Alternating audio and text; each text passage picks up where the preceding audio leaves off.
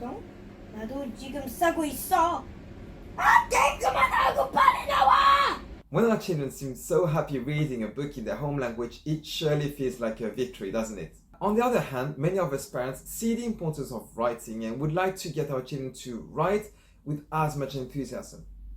But writing is a more demanding task, and it is therefore a lot more difficult to find a way to motivate them to write. If this sounds familiar, stay tuned because today Uto and I are going to share with you an activity that will motivate our children to write. And more than that, we're going to go over the psychological barriers to overcome so that they write without feeling that it's such a daunting task.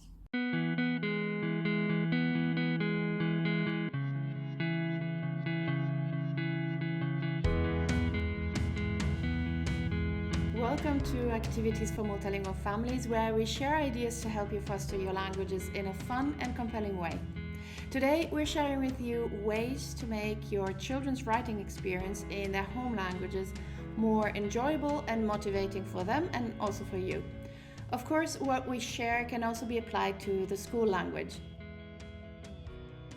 In order to get our children to write in our home language, there are different aspects to consider. The amount of effort needed to accomplish the task, the motivation, and overcoming the fear of judgment that corrections can generate. We have partly covered this topic in our previous video that we have linked here and in the description below.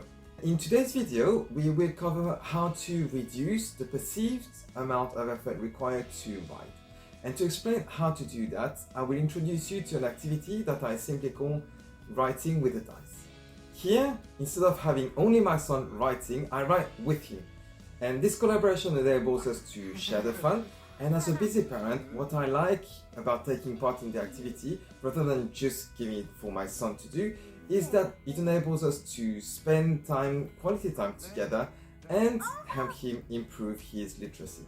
So the prompts I give are what-if questions. What's good about that type of question is that it lets our children be creative. And you can see that each time before writing, we throw the dice. The aim is to be able to write a sentence that is grammatically correct with the number the dice shows. So if, for example, I throw a 2, I need to write just 2 words. If I throw a 4, just 4 words. Moi, si je fais 1, eh ben, si je fais 1, on peut finir la phrase. Ok? On va voir. Attends. Ouh, 4. Bon, attends, non, je vais essayer de finir la phrase avec 4. Oh, that's a bird. That's a favorite bird, Papa. Arrête-toi. Yeah. Bon, Here, for example, the answer was nearly finished. We could have just added 1 word. However, I threw a 4, so I needed to expand the answer. And that way, the answers can get longer and longer. Why is my son fine writing more? Because the game said so. It makes it fun, and the fact that each time only 1 to 6 words need to be written makes that my son didn't find it too daunting. l'épée est un lapin géant gris. Ok. Est-ce qu'on arrête la phrase là? Non? Ok. On continue? Oui. D'accord. Bon, je lance le dé. So you can see that writing small amounts while playing a game helped him write a lot more than what he would have probably wanted to if I had asked him to write a letter or paragraph at once. And regarding accuracy and mistakes, you can see that he is asking me to double check how to write certain words. I'm taking this opportunity to revisit some rules and guide him to find the answers on his own when I know he can. Pour pas, alors pas à la fin, on va mettre une lettre qu'on lit pas. Est-ce que tu te rappelles c'est quelle lettre?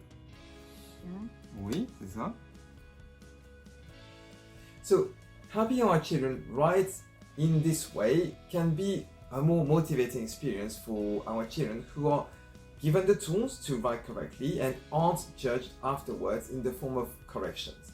Including constraints in the form of a game is a motivating way to get our children to write longer texts without them feeling like we are asking them to write more than necessary and more than they feel like writing.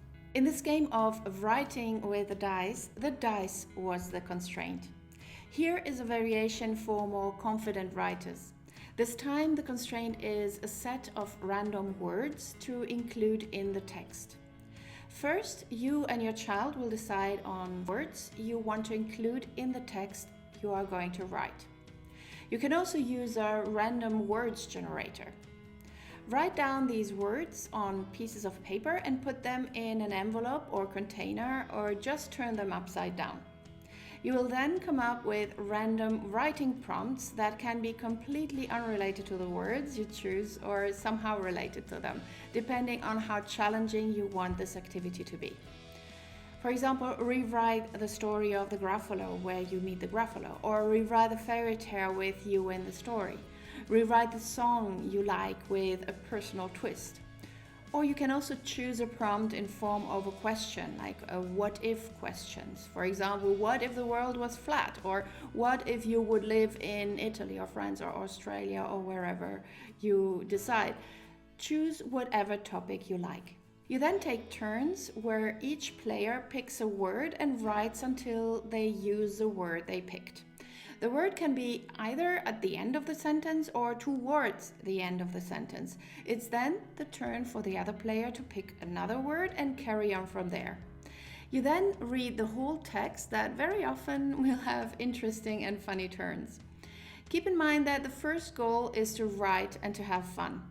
With older children, you'll notice that when they read the text out loud, they might spot some spelling mistakes or mistakes in the syntax structure themselves, and they might also autocorrect themselves. As an alternative, you can do this activity in 2 teams, for example. Each team works separately and then gets together, and the other team needs to spot what words you had to structure the text around.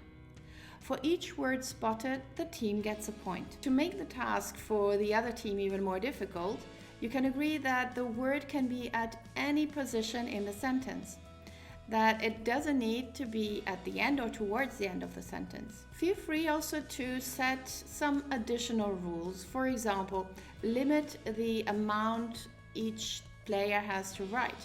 For example, each player needs to write a maximum of 1 line to include the word. If you handwrite the sentences, you can of course increase the size of the writing to complete the line a little bit faster, or you decrease it as you like. Same goes for when you do it on a device.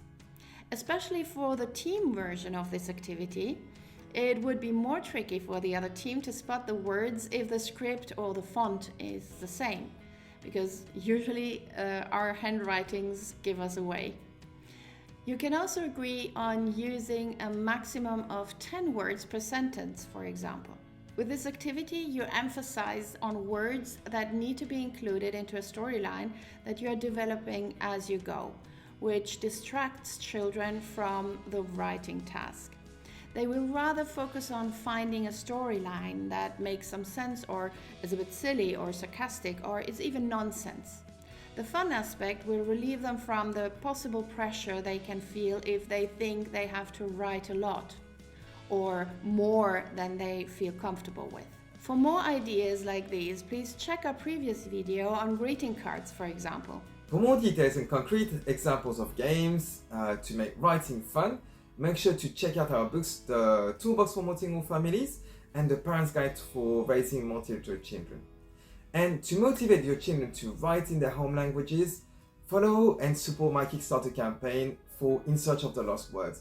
It's a graphic novel for children aged 10 to 14. You'll find the link in the description below. If you like this activity, please share with your friends and please let us know in the comments how your children find it and how you adapted it to your languages. And please, if you haven't done so yet, subscribe to our channel to be notified when we publish a new video. Have fun with your languages! Disfruta de tus idiomas!